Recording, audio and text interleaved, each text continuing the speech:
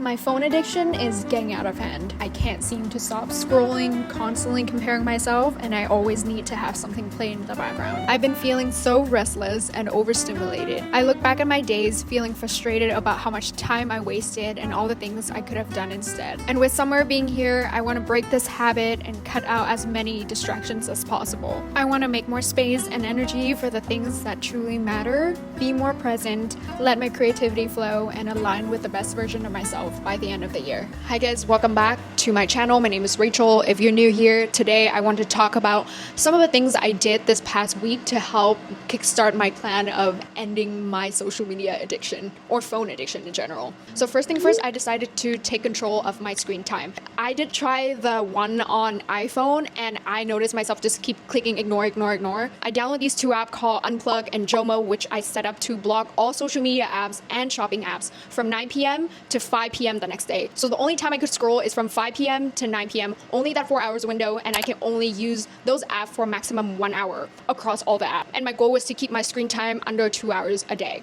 I love these two apps so much. I use two because I want to take advantage of the free version that they offer. With Jomo, I like that every time I open a blocked app, it will pop up a little quote or a little insight to direct me back on track, which is lovely. With the app Unplug, it makes it so difficult to unblock an app. Basically, I set it up so that I have to tap on the little dot 29 times or something, which makes it so difficult to unblock. And by the time I tap all of these, I already changed my mind about whether I really want to use those apps. So it's been so helpful with adding that little friction. Also on my Chrome browser on the computer, I also installed this Chrome extension called Unhooked for YouTube. So it's basically blocked the entire YouTube home feed, the suggested video, and all these addictive areas of YouTube so that it stopped me from watching one video to another and another. These three things has been really helpful. I highly recommend if you're looking for something to add that little friction. Another thing I did, which was such an extreme decision, is that I decided to unfollow everyone on my Instagram account. This was a decision that I've been going back and forth with, and I've been sitting on this for a while. I talked to my therapist about this decision. I also told her some of the problems that I was having with social media consumption. First of all, it was the constant alertness. From the moment I opened the app, I'm just bombarded with so much content, and the way the algorithm works is that it's meant to hook you with notification, likes, comments, so much other content. It was a lot for my brain. It was causing a lot of mental fatigue. My brain was processing a lot of information at all time. I was reading this book called Dopamine Nation. I highly recommend that book. In the book, it talks about how we can get very addicted to that sort of pleasure, that instant gratification whenever we open the apps, that over time we build tolerance with it and we can't stop doing it. So for me, it was, I could not stop myself from opening the apps. Even when there's no notification, I just had to open it multiple times a day, and every time I open it, I got hooked instantly. It got to a point where it was hard for me to do anything without any stimulation. For example,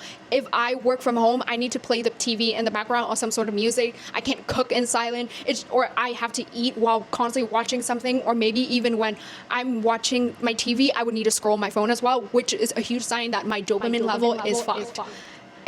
My therapist also told me that this type of overstimulation is also triggering my fight or flight response.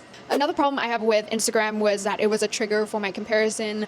It was leaving me feeling unworthy and behind in life, even though I know I should not be comparing my life to a curated version of somebody else online. But I couldn't always catch myself, especially with my tendency to scroll many times a day. This is something that I am actively working on, and is probably something that I'll be working on with my therapist in our future appointments. But until then, I feel like it's best to not see anything at all. Another issue was the fear of missing out. I felt the need to check it constantly because I'm afraid that I'm going to miss out on a trend or some viral products that I should hop on, which sometimes can fuel my overconsumption and impulsive shopping. When I told my therapist that I was thinking about unfollowing everyone on Instagram, but I still wanted to post and share my ideas and grow my account on there, she suggested that I think about whether I want to use my Instagram account as a business, basically a place to create rather than consume, or if I want to use that account to keep in touch with other people. And I decided to go with the first option of treating it as a business because I love creating videos a lot. I still want to share my ideas on there. And so that way I'm going to take a different approach with this account. That does not mean that I'm going to cut everybody out of my life. Since I did this, the people that are already in my life, my friends and stuff, I still made the effort to reach out, to arrange hangout with them. So nothing has changed. I just need to find a more creative way to stay connected with others. But for now, this account, my main priority is to create rather than consume. Instagram, TikTok, and YouTube have been great sources of inspiration for me, but I find that I come up with ideas that are the most authentic to myself when I let myself be bored, when my mind isn't bombarded with constant stimulation. This way I can let my mind wander and explore and be more present with whatever going on in my real life rather than being so caught up with what I see just over a screen. Also, once I have an idea and if I want more information or research on that, I can always go on Instagram or whatever, but that way I can be a lot more intentional with my scrolling. So far, it's been 3 weeks since I unfollowed everyone on Instagram. The first couple of days, I was really scared and nervous because I was scared of what other people would think. I did lose some followers because of that, but I guess everybody used social media for different reasons. At one point, I was freaking out a little bit thinking that, oh my God, I have to commit to this decision forever. But I also told myself that why not treat this as an experiment to see how this works out for me, and if I change my mind in the future, I can always go back and follow people again. But so far, I am liking it a lot. I've been feeling a lot more clear-headed. I feel like I could be a lot more present now. Every time I open Instagram now, I barely see anything, which naturally makes me lose interest in the app. So I just go on there to post my stuff and leave. So with all these changes, I'm happy to say that my screen time is now less than 2 hours a day. And before it was 4 hours, so that was huge progress. I'm very happy about it. Now I want to share some snippet of this past weekend in Vancouver. It was a beautiful, warm weekend, and I'm glad that I was able to spend a lot of time in nature, being more present without constantly picking up my phone. Let's get into it. Good morning. I am going to do a quick cold shower, probably 30 seconds, 40 seconds. We'll see.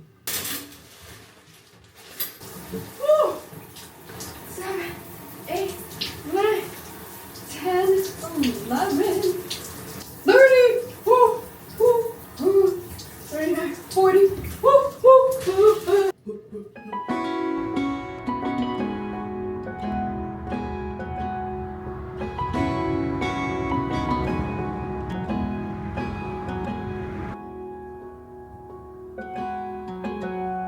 I was out drinking, looking for the next thing. Couldn't really settle down. Always on the run, I didn't want to slow down. But baby, then you came around. How do I know when it's recording? Yeah, you came around. No, I won't let you down. I promise you that I'll hold on. I know that it gets tough sometimes, so I'm here to remind you.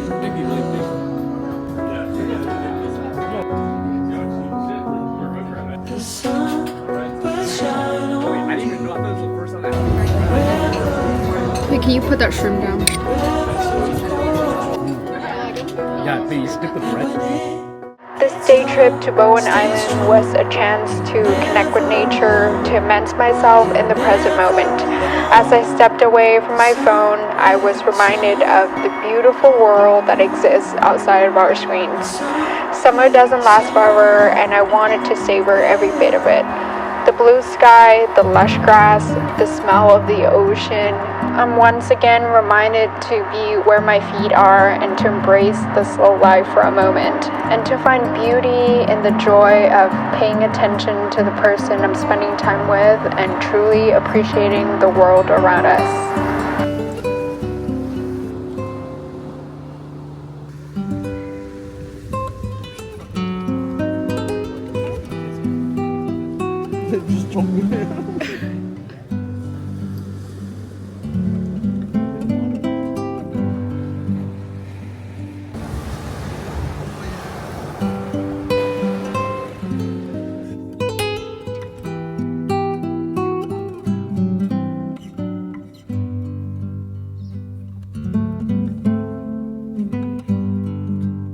Wait, I don't feel it. I just don't feel it, so.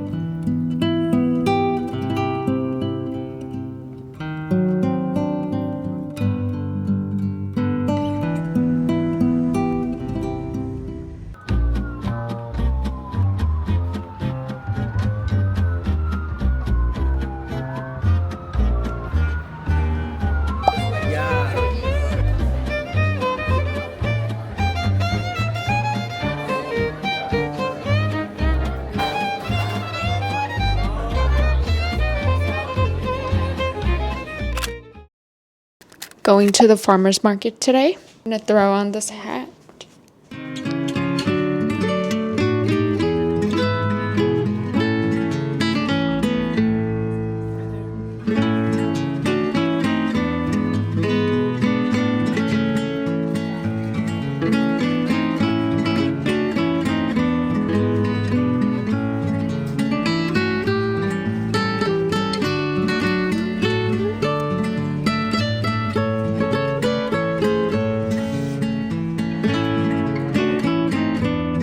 Here's my farmer's market haul. How do people clip their mic?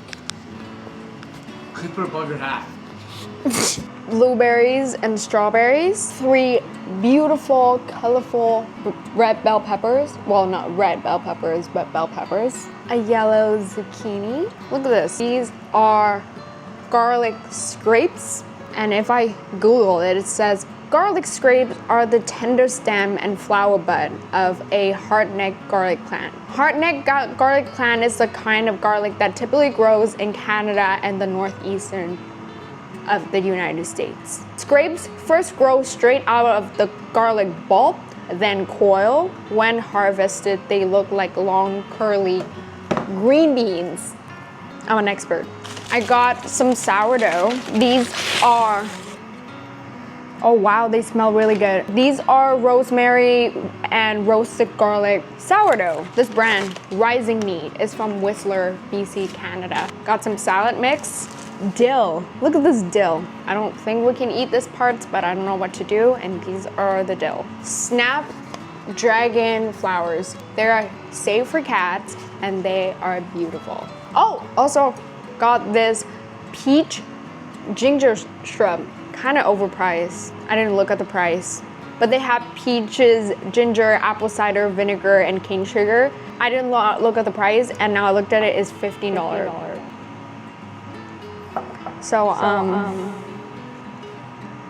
But it looked really good, so I'm like, I really wanted to drink it, and I didn't look at the price, so.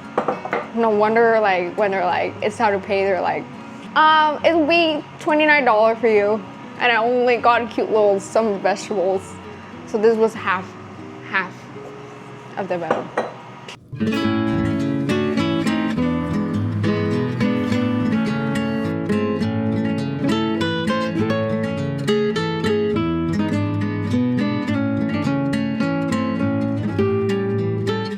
Hello guys, it is a little bit later. We are going to the beach because it is such a nice hot day. It is 30 degrees. It is called White Cliff Beach. It is a little bit more low-key, not super crowded, and it's beautiful. So let's go.